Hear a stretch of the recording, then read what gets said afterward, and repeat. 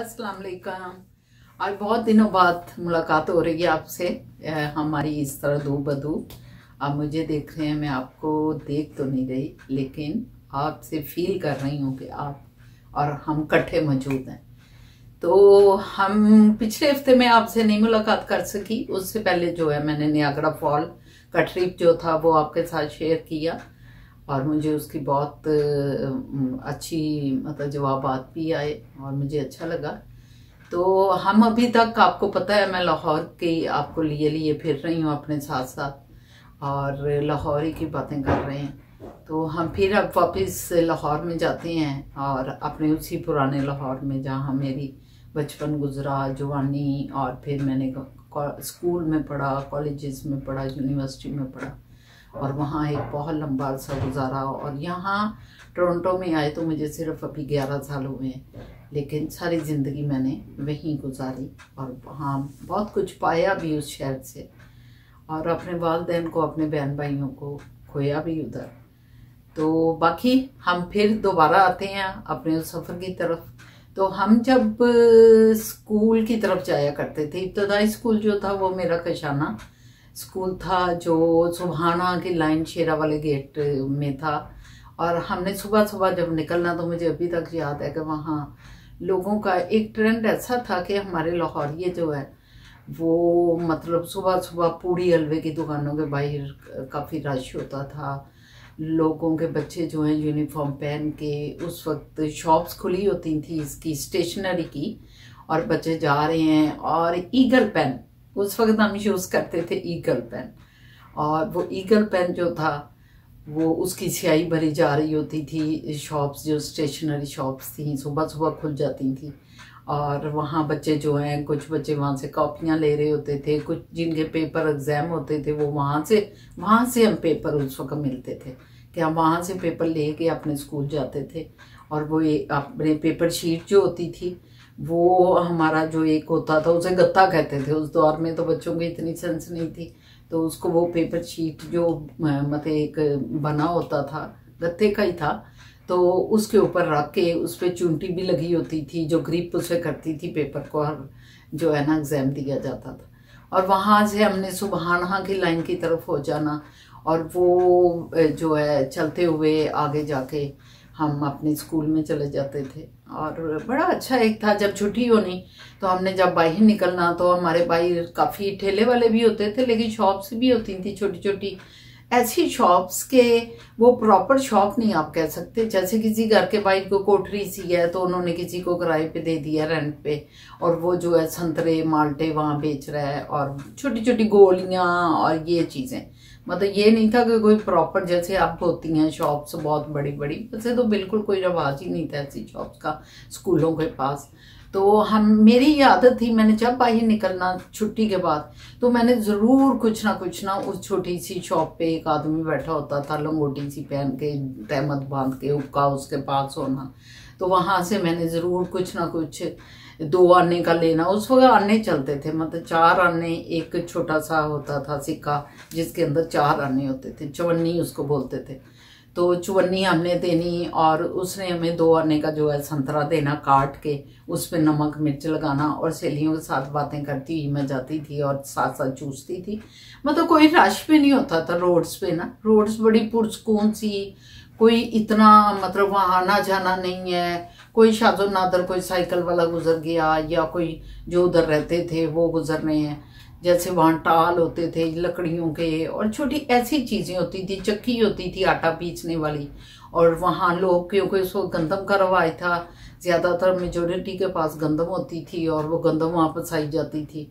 फिर वो चक्की के साथ ही जो है रुई का वो भी मशीन लगी होती थी जो कि रुई धुनती थी। और जब विंटर आना तो उस वक्त लोग रजाइयाँ लेते थे, लहाफ लेते थे, और हम लोग भी इसी तरह होता था।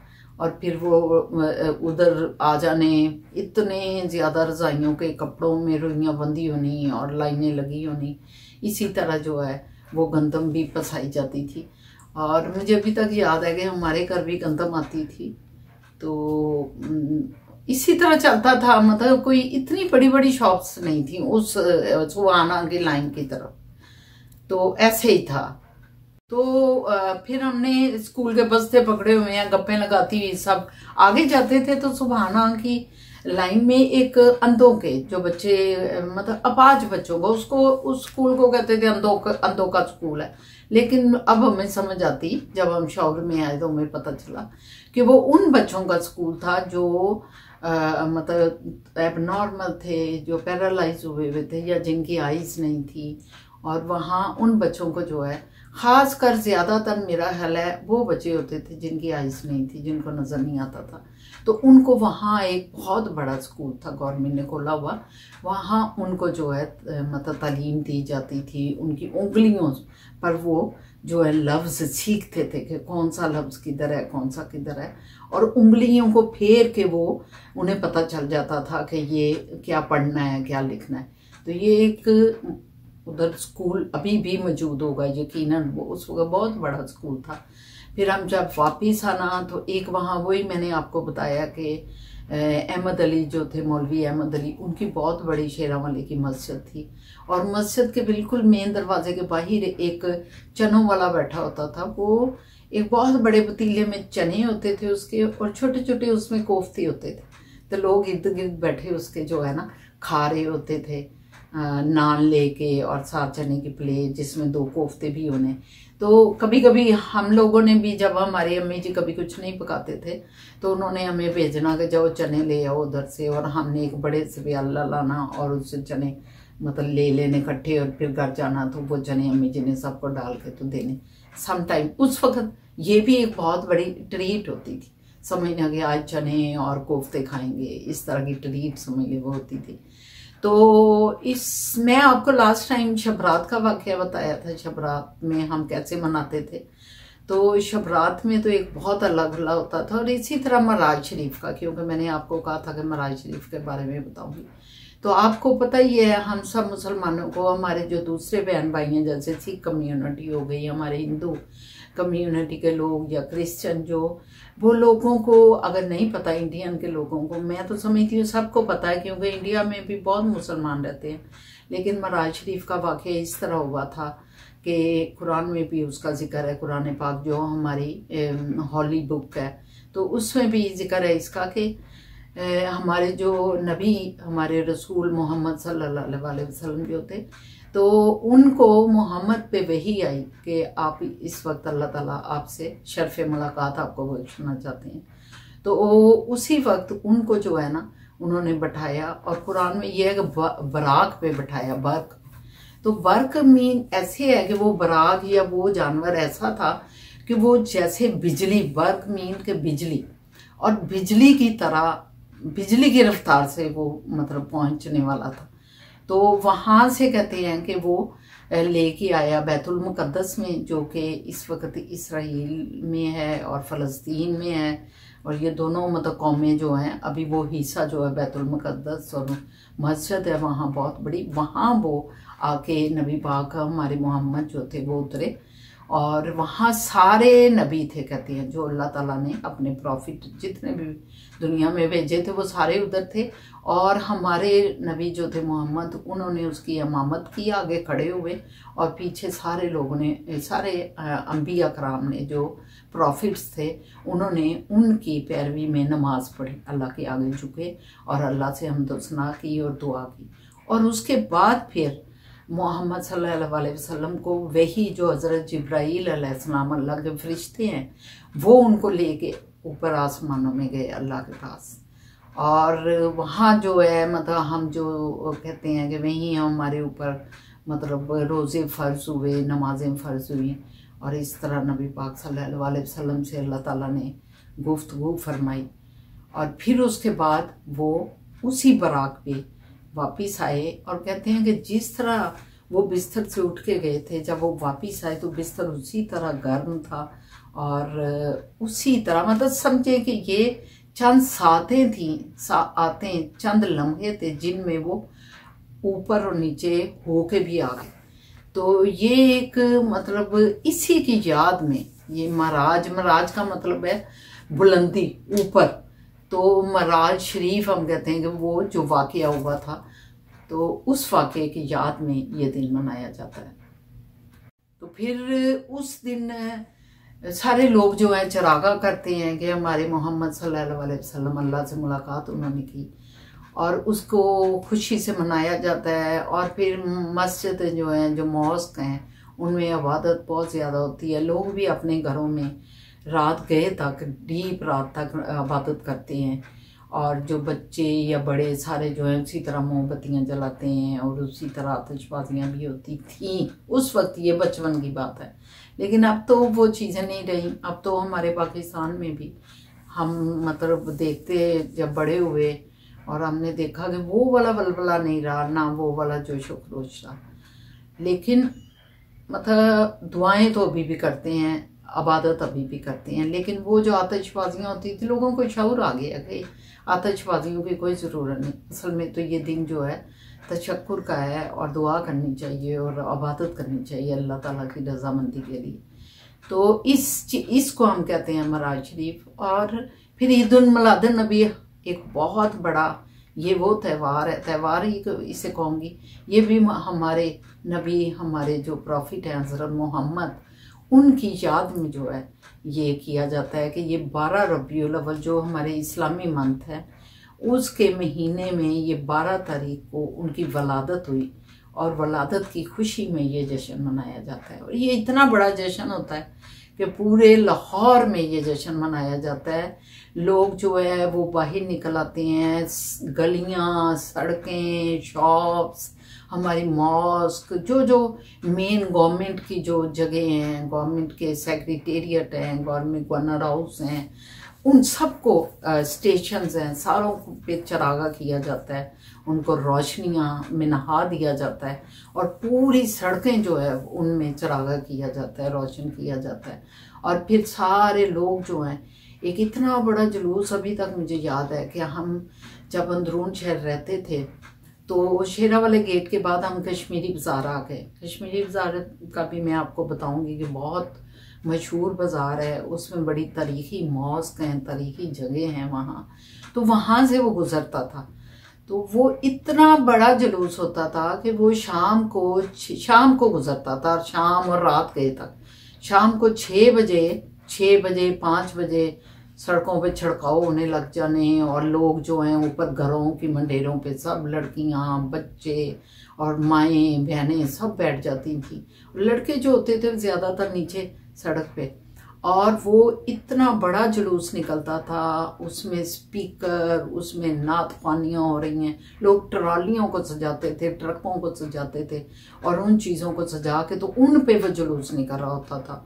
कुछ लोग अपनी गाड़ियाँ भी उसमें शामिल होती थी, कि जो खासकर ओपन होती थी, और लोगों ने अपने ट्रकों पे भी या अपनी ट्रॉलियों पे जो है उसमें बहुत खाने पीने की चीज़ें रखी होती थी, जो कि मौसम की मुनासबत से होती थी। अब जैसे 12 रबीउल अव्वल जो है वो गुजरा है, हमारे ये 2 दिन पहले की बात है, वो गुजरा है। तो अब ज़रा थोड़ी थोड़ी हल्की हल्की ठंड है, तो इस वक्त जो मौसम की मुनासबत से जो चीज़ें मतलब वेदर के फल या वो फ्रूट लोग अपनी उन मतलब गाड़ियों में भी रखते थे, उन ट्रॉलियों में रखते थे, उन ट्रकों में रखते थे, और फिर वो सारे लोगों को बांटते जाते थे पूरे रास्ते में। और फिर सबीलें लगती हैं, लोगों को शरबत पिलाए जा रहे हैं। अब तो छोटे छोटे आपको पता है टीन होते हैं जूसेस के, वो बांटे जाते हैं इतने ज़्यादा। और ये जुलूस जो 5 बजे स्टार्ट होता है, ये जाके ख़त्म होता है दाता साहब, जो हमारे दाता हजवैरी हैं भाटी गेट में, दाता साहब के मज़ार पे जाके ये ख़त्म होता है जुलूस। अंदर ही ये अंदरून शहर की गलियों में, ये कश्मीरी बाज़ार से फिर डब्बी बाज़ार से सोहा बाज़ार से ये गुंटी बाज़ार में चला जाता था, गुंटी बाज़ार से फिर सैद मिठे की तरफ जाता था, फिर इस तरह बाज़ार हकीमा से फिर ये जाता है, बाई निकलता है बैरून बाटी गेट, और फिर जाके ये दाता गंज बख्श जो उनके मज़ार पे इसका एहतमाम होना। और आपको पता है कितने बजे? ये सुबह शाम 5 बजे शुरू होना, और सुबह 6 बजे जाके आखिरी ट्राली उधर लगती है।